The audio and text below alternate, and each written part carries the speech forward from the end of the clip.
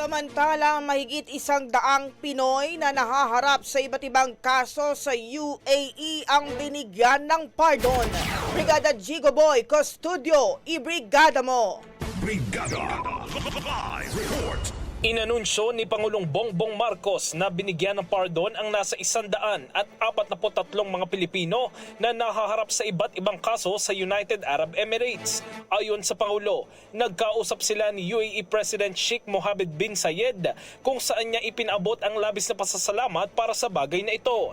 Sinabi pa ng Pangulo na ang pardon ay nagbigay ng kaluwagan sa dibdib para sa pamilya ng mga nasabing Pilipino. Bukod dito, pinasalamatan na rin niya ang UAE President sa humanitarian aid na ipinagkaloob niya sa Pilipinas sa mga nagdaang bagyo at bahang naranasan sa bansa.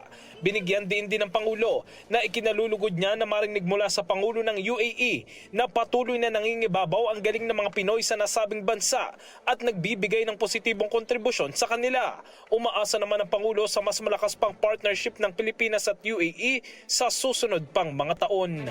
In the heart of changing lives, ito si Brigada Jigo Custodio ng 105.1 Brigada News of Manila, the Music News Authority. Umahataw, Brigada